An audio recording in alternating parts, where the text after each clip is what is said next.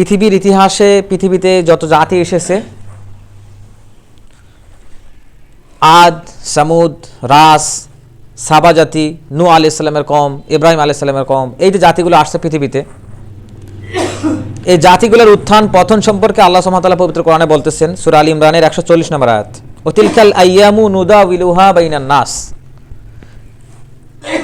যে এই দিনগুলোতে আমি মানুষদের মধ্যে পালাবদল ঘটিয়ে থাকি, একটা কওমের উপর আর একটা কওমকে শক্তিশালী করে থাকি, একটা কওমকে আর একটা কওম ধ্বংস করে দিয়ে সেই কওমের জায়গায় এমন একটা কওম তিনি স্থাপন করেন যারা পূর্ববর্তীতে শক্তিশালী ছিল।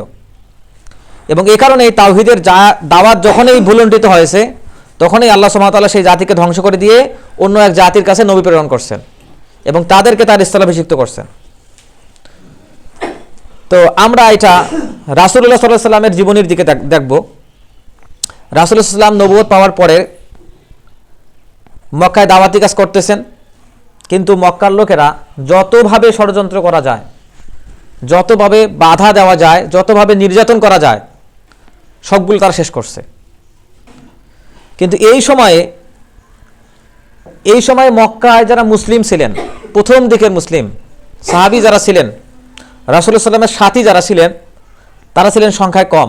তারা প্রকাশ্যে আজান দিতে পারতেন না, প্রকাশ্যে ইবাদত করতে পারতেন না, প্রকাশ্যে সালাত আদায় করতে পারতেন না, এমনকি প্রকাশ্যে দাওয়াতও দিতে পারতেন না, কারোর সঙ্গে দেখাও করতে পারতেন না।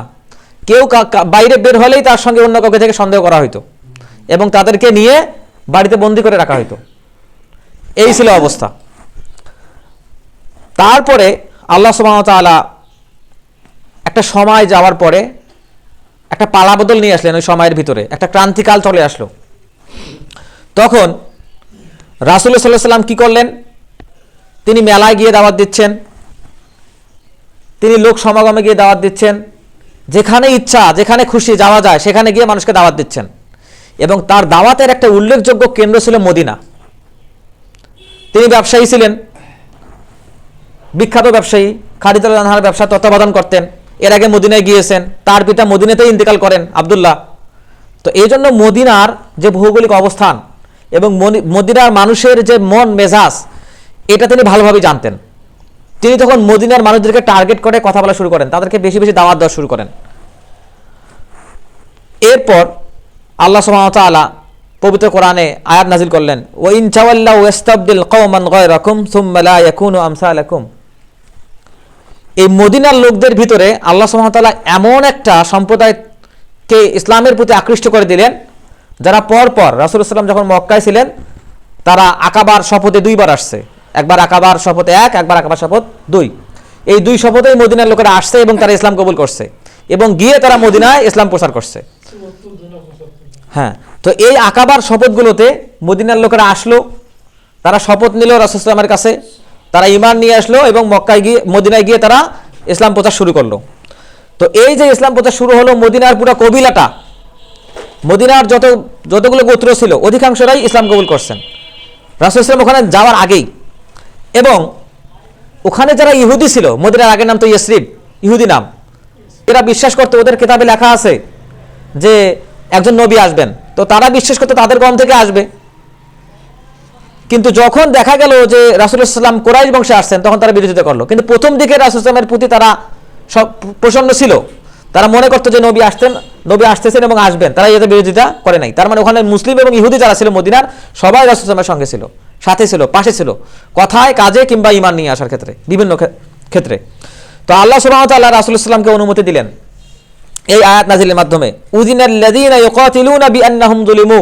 তাদেরকে অনুমতি দেওয়া হলো, আল্লাযীনা ইউকাতিলুনা, যাদেরকে হত্যা করা হয়েছে, বিআন্নাহুম যুলিমু, তাদেরকে ইউকাতিলুন, জিহাদ করার অনুমতি দেওয়া গেল, বিআন্নাহুম যুলিমু, যাদের উপর জুলুম করা হয়েছে। কার উপর জুলুম করা হয়েছে?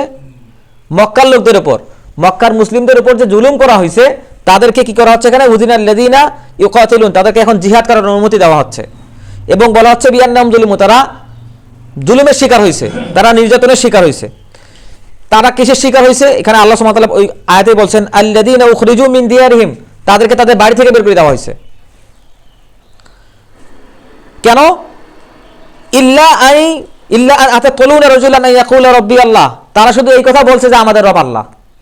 এই কথাটা বলার জন্যই তাদেরকে বাড়ি থেকে বের করে দেওয়া হয়েছে, তাদেরকে হত্যা করা হয়েছে, তাদেরকে নির্বাসন দেওয়া হয়েছে, তাদেরকে এখন জিহাদের অনুমতি দেওয়া হচ্ছে। এবং সূরা মুমিনের 28 নম্বর আয়াতে আসছে যে রাসূলুল্লাহ সাল্লাল্লাহু আলাইহি ওয়াসাল্লাম একদিন সালাত পড়তেছেন বাইরে, মক্কার যে দুর্বৃত্ত সন্ত্রাসীরা ছিল এরা কি করলো, উটের নাড় ভরে রাসূলুল্লাহ সাল্লাল্লাহু আলাইহি ওয়াসাল্লামের মাথার উপর দিয়ে আসলো। অনেক ভারী, উঠতে পারতেছেন না, মাথা তুলতে পারতেছেন না, নিঃশ্বাস বন্ধ হয়ে আসতেছে। সেই অবস্থায় আবু বকর রাদিয়াল্লাহু আনহু আসলেন, এসে তার মাথার উপর থেকে উটের নাড়ি ভুড়ি ফেলে দিয়ে পবিত্র কোরআনের একটা আয়াত তেলাওয়াত করলেন, আতাকতুলুনা রাজুলান আন ইয়াকুলা রাব্বি আল্লাহ, তোমরা কি সেই লোককে হত্যা করতে যাও যে শুধুমাত্র বলে যে আমার রব আল্লাহ? কি অপরাধ তার? এটাই তার অপরাধ। তখন এই মক্কার লোকেরা যখন রাসূলুল্লাহ সাল্লামের এই দাওয়াতটাকে পরিত্যাগ করলো, তার বিরুদ্ধে চারণ শুরু করলো, অথচ ওইখানেই মক্কায় কি কোরআন নাজিল হয় নাই? হেরা গুহায় তো কোরআন নাজিল হয়েছে। তার মানে মক্কার লোকেরা আল্লাহ তাদেরকে সম্মান দিছেন, কিন্তু তারা সম্মানটা নেয় নাই, তার যোগ্য হয় নাই, তাকে সম্মান দিতে পারে নাই, তার দাওয়াত কবুল করে নাই।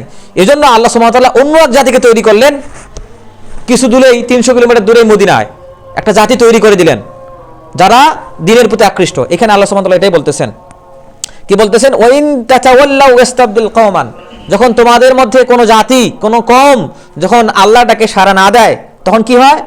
কওমান গায়রাকুম ইস্তাবদিল কওমান গায়রাকুম, সেখানে আল্লাহ সুবহানাহু ওয়া তাআলা নতুন একটা কওম নিয়ে আসেন। তারা কেমন হয়? সুম্মা লা ইয়াকুনু আমসালাকুম, তারা তোমাদের মতো হয় না, তারা যারা দাওয়াত গ্রহণ করে নাই, যারা দ্বীন গ্রহণ করে নাই, তারা তাদের মতো হয় না। তার মানে আমরা এখানে একটা ক্রান্তিকাল দেখতেছি, যেখানে কোরআন নাজিল হচ্ছে, যেখানে রাসূলুল্লাহ সাল্লাল্লাহু আলাইহি ওয়াসাল্লাম জন্মগ্রহণ করছেন, সেই অঞ্চলের লোকেরা, সেই স্থানীয় লোকেরা দাওয়াত কবুল করলো না, বরং ষড়যন্ত্র করতে থাকলো, নির্যাতন করতে থাকলো। তখন আল্লাহ সুবহানাহু ওয়া তাআলা মদিনাকে দাঁড় করাই দিলেন, রাসূলুল্লাহ সাল্লাল্লাহু আলাইহি ওয়াসাল্লাম মদিনায় গেলেন।